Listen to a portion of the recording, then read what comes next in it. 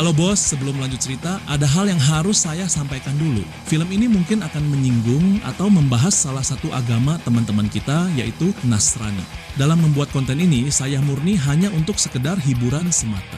Adapun cerita dalam film ini, kalau tidak ada yang sesuai, saya tegaskan tidak ada yang dikurangi ataupun ditambah-tambahkan. Semua cerita yang saya sampaikan berdasarkan dari cerita filmnya sendiri. Saya hanya merangkainya menjadi sebuah cerita utuh yang mengalir untuk bisa kalian nikmati. Dan sebelumnya saya minta maaf juga apabila nanti ada salah penyebutan dalam karakternya. Dan film akan kita bahas judulnya The Carpenter's Son tahun 2025. Film yang dibintangi oleh kakak saya yaitu Nicolas Cage. Yang tentunya bagi pecinta film sudah tidak asing lagi dengan aktor serba bisa ini. Biar tidak banyak cincong dan spoiler di awal video, kita langsung saja ke alur cerita filmnya.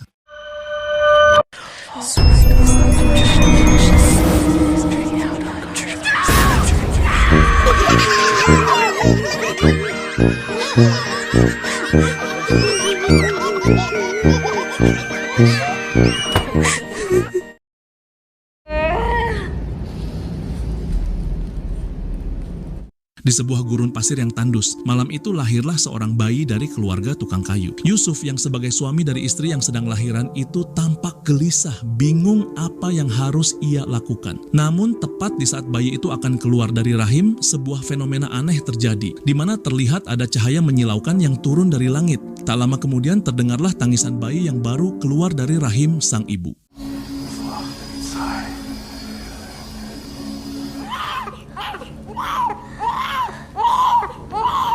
Setelah bayinya terlahir, Yusuf bersama sang istri segera pergi meninggalkan desa karena pada saat itu ada perintah mengerikan dari Raja Herodes untuk menghabisi para bayi yang baru lahir.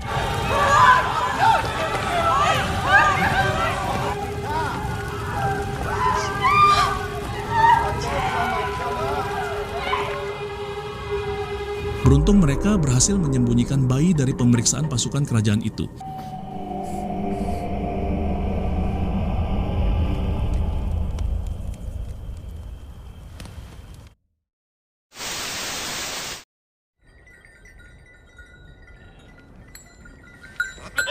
Scene lanjut ke 15 tahun kemudian, keluarga ini masih hidup berpindah-pindah untuk mencari tempat menetap yang aman. Yusuf mengungkapkan bahwa selama 15 tahun terakhir mereka hidup dalam persembunyian. Masalahnya bukan hanya pada kejaran tentara, tapi pada Yesua. Remaja ini memiliki kekuatan aneh dan kemanapun mereka pergi masalah selalu muncul. Yesua sendiri tidak mengerti kekuatan apa yang ia miliki. Dan Yusuf sebagai ayah merasa tidak mampu mengendalikan kekuatan anaknya itu. Dia hanya bisa berdoa agar bisa melindungi keluarganya.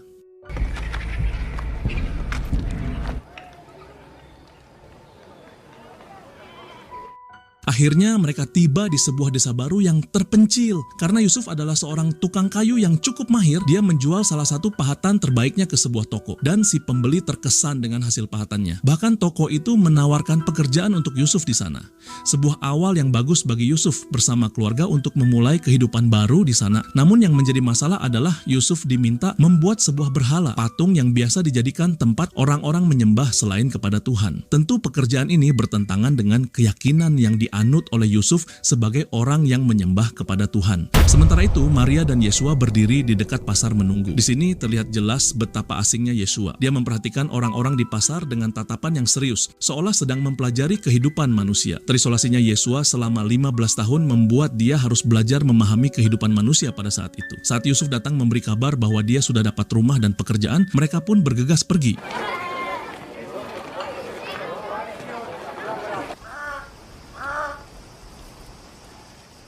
Dalam perjalanan ke rumah baru, Yesua menemukan seekor belalang. Dia menunjukkan pada ibunya dengan sangat antusias.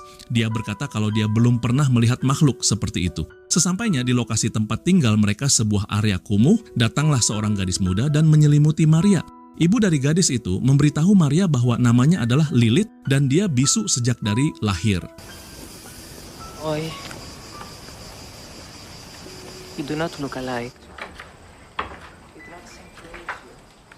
Yusuf sangat paranoid.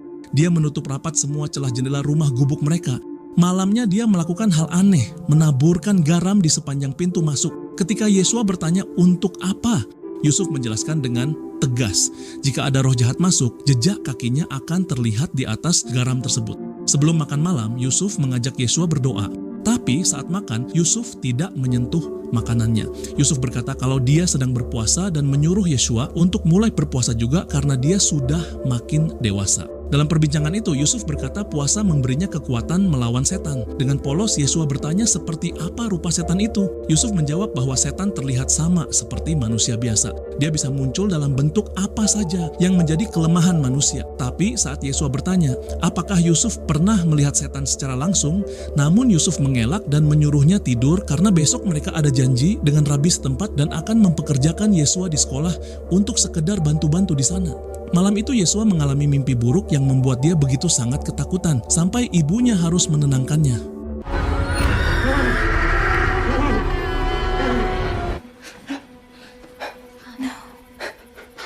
Esok harinya di sekolah, Yesua ini menjadi asisten rabi untuk membantu mengajari anak-anak di sana. Namun fokus Yesua teralihkan saat ia melihat ada seorang gadis sedang bergelantungan di sebuah pohon. Yesua mengampiri dan menyuruhnya turun. Karena dia adalah gadis misterius, kita sebut saja dia dengan sebutan Sata.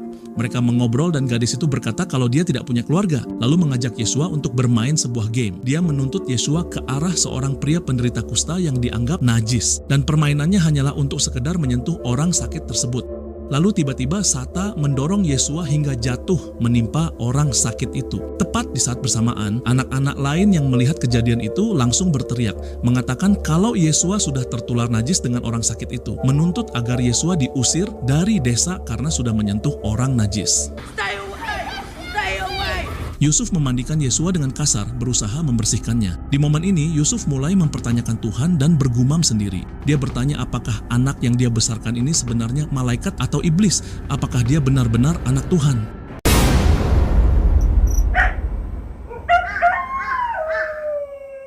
Singkat cerita, malam pun tiba. Di saat tertidur, mimpi buruk Yesua makin menjadi-jadi. Di sini kita diperlihatkan oleh sosok jasad yang terbungkus kain putih.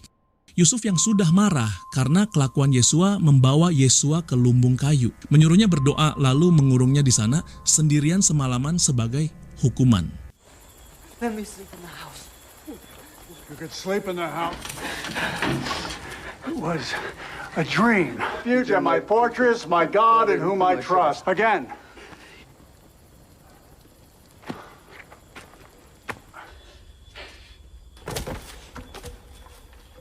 Tapi ternyata Yesua tidak sendirian di lumbung itu. Pria sakit yang tadi siang ia sentuh ternyata bersembunyi di sana. Dan pria tersebut menunjukkan sesuatu yang ajaib. Bagian tubuhnya yang disentuh Yesua tadi siang sudah sembuh total. Pria itu memohon agar Yesua kembali menyentuhnya lagi karena menganggap Yesua adalah orang suci. Yesua ketakutan dan menurunkan pria itu keluar. Tapi di luar sana puluhan orang sakit lainnya sudah berkumpul. Mengepung lumbung itu meminta untuk disembuhkan. Beruntung Yesua berhasil masuk kembali ke lumbung dan menguji diri di dalam sana. Pagi harinya Yusuf dikejutkan penemuan hewan mati di depan rumah. Sampai pada saat itu Yusuf masih mengira kalau Yesua sudah tercemari dikarenakan ia menyentuh orang yang sakit kusta kemarin. Dan terbukti dengan adanya bangkai hewan yang mereka temukan. Yesua sendiri masih merenungi atas keanehan yang terjadi pada dirinya. Ia belum sadar kalau dirinya mempunyai mukjizat, dan mukjizat itu memang nyata terjadi. Ketika ia tak sengaja menghabisi seekor belalang, dan dengan sekali usapan tangannya belalang itu hidup kembali.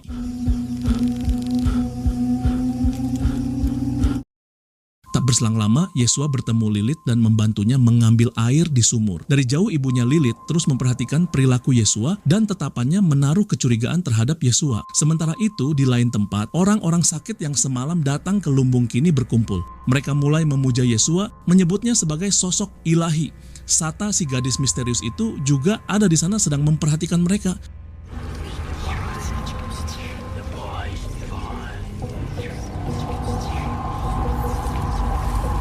Pada keesokan paginya, Yusuf bersama Yesua pergi untuk menjual hasil pahatannya ke pasar. Tapi warga digegerkan atas penemuan mayat pria sakit yang dulu pernah disembuhkan Yesua. Pria itu mati dengan keadaan mengenaskan. Sesampainya di sana, saat Yusuf sibuk bernegosiasi, Sata yang entah datang dari mana, tiba-tiba muncul dan mendekat Yesua lagi. Dia memberikan sebuah mainan kayu berbentuk ular dan mengajaknya bermain. Namun Yesua menolak karena mainan yang menyerupai bentuk asli makhluk hidup adalah mainan orang tak beriman. Dan ayahnya juga melarang Yesua melakukannya. Sata tidak memaksa, tapi setidaknya ia meminta Yesua untuk menyimpan mainan ular tersebut. Ia lalu berkata, apakah Yesua ingin tahu rahasia besar? Sata menunggu Yesua di tempat orang-orang sakit berkumpul.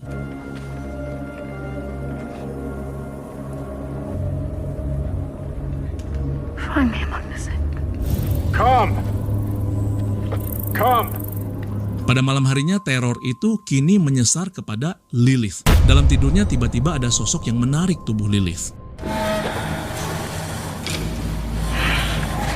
Gadis bisu itu mencoba berteriak, namun karena bisu hampir tidak ada suara yang keluar.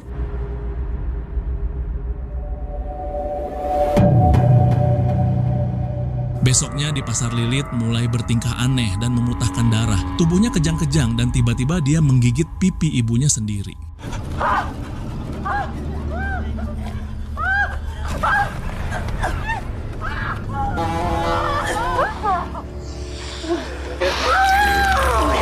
Lilith yang kini telah dirasuki oleh roh jahat, sang ibu histeris dan langsung menunduh Yesua sebagai penyebab malapetaka ini. Yusuf segera membawa Yesua pulang. Dia termakan oleh omongan orang-orang dan percaya bahwa Yesua memang pembawa sial bagi mereka. Dia kembali menghukum Yesua dengan mengurungnya di dalam lumbung kayu. Namun di sana justru ia menemukan mainan ular itu di saku Yesua. Dan itu makin membuat Yusuf semakin marah. Dia menyuruh anaknya berdoa. Tapi kali ini Yesua melawan. Yesua berkata dia tidak mau lagi mendengarkan ayahnya. Dia mau pergi saja bersama ibunya. Yusuf menjawab dengan marah. Ibumu tidak akan kemana-mana. Kau yang akan pergi sendiri. Kau akan mati kelaparan di jalanan seperti pengemis. Yusuf keluar mengunci pintu dari luar dan menaburkan garam lagi. Dia merencanakan akan pergi dari desa sebelum semuanya terlambat. Tapi Maria menolak karena ia percaya anaknya tidak bersalah. Dan Maria juga percaya bahwa Yesua adalah sang juru selamat yang akan menyelamatkan orang-orang.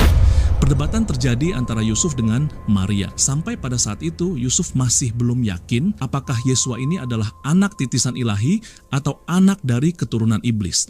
Diam-diam Yesua mendobrak pintu dan lari menemui Sata kembali. Sata lalu membawanya ke sebuah tempat mengerikan di mana orang-orang sakit dan pendosa disiksa, digantung, bahkan disalib di sana. You came.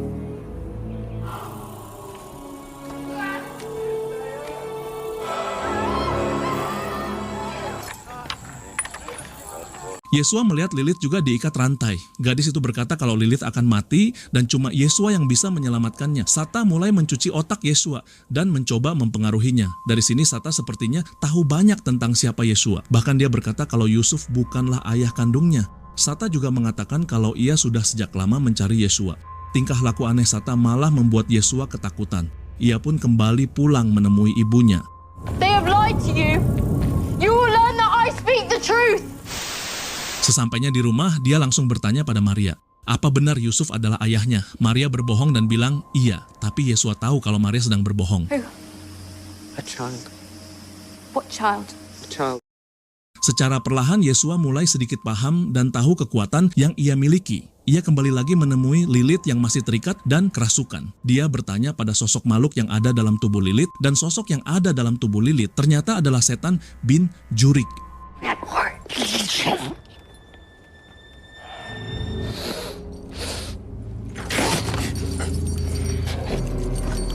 If you'll not kill me, then leave me.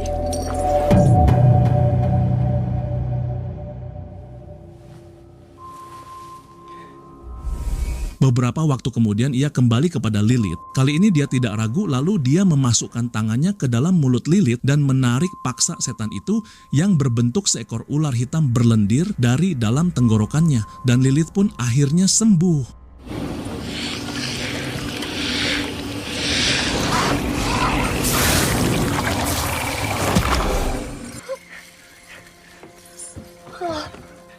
Di depan para pendosa dan penjaga itu, Yesua berkata, kalian tidak boleh menghakimi, hanya aku yang boleh menghakimi.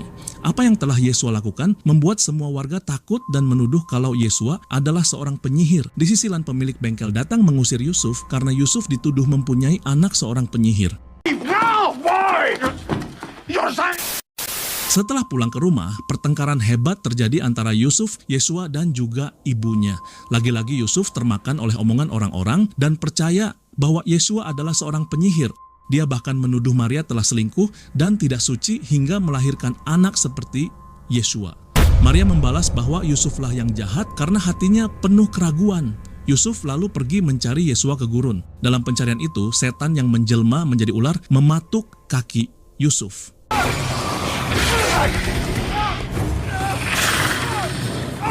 Melihat Yusuf yang sekarat, Yesua segera menyentuh luka gigitan di kaki Yusuf dan dengan sekejap luka bekas gigitan itu langsung sembuh pada saat itu juga.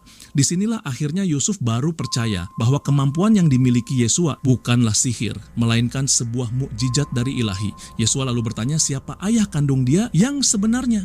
Yusuf yang sekarang percaya bahwa Yesua adalah anak Tuhan, dia pun akhirnya berkata jujur. Come back!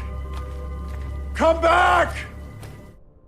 Di rumah, warga desa sudah menyerang dan membakar rumah mereka. Yusuf segera menyelamatkan dan membawa Maria pergi. Sementara itu, Yesua pergi ke tempat orang-orang sakit tadi. Tapi dia menemukan mereka, semua sudah mati, dan di sana ia bertemu dengan Sata. You know the truth now. Sata mengaku kalau dialah yang telah menghabisi mereka semua untuk membebaskan mereka dari dunia yang kejam. Sementara Yusuf berdoa meminta ampun atas kehilapan dan keraguan dia selama ini kepada Yesua, dia juga meminta maaf kepada Maria karena sudah menuduh Maria sebagai wanita tidak suci. Dia berjanji akan mencari Yesua dan membawa kembali kepada Maria.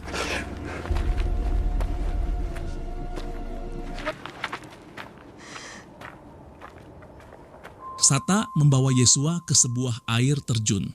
Di sana ia mengatakan jati diri yang sebenarnya bahwa dialah sang penuduh. Dia adalah musuh Yesua, namanya adalah setan. Dia juga menunjukkan Yesua ke air terjun, meminta Yesua memperhatikannya dengan seksama. Dengan penglihatan mata batinnya, Yesua bisa melihat tempat para setan itu berada.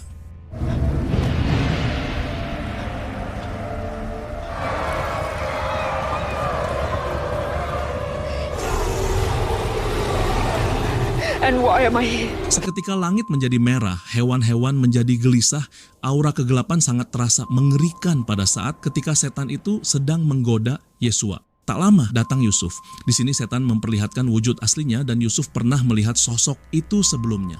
Dia mendekat dan langsung menyerang Yusuf.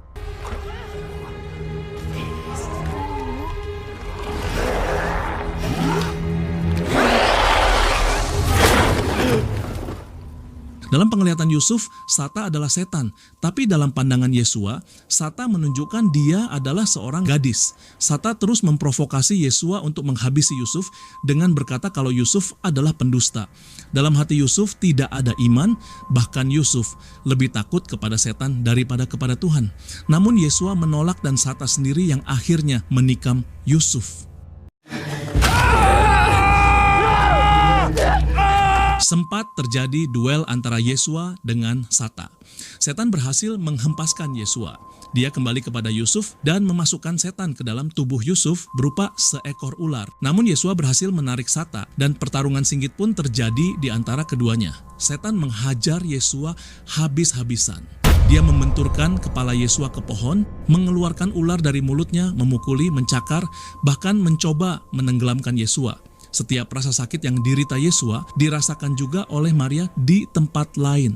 Namun Yesua bangkit. Dia tidak membalas dengan pukulan fisik.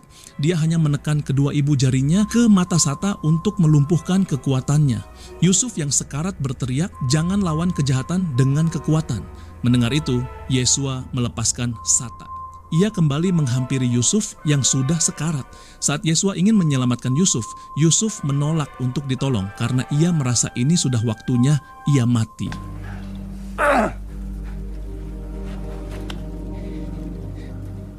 Let me go.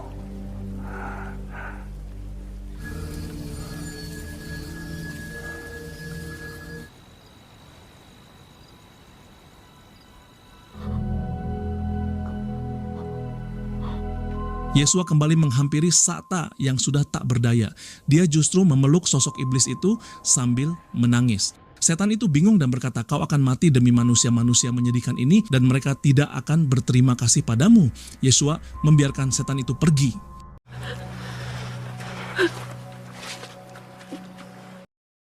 Ia lalu berjalan menemui Maria. Tanpa banyak bicara, mereka berdua memutuskan untuk pergi meninggalkan tempat itu, berjalan menuju masa depan yang baru jauh dari desa tersebut. Dan disinilah cerita film ini pun selesai.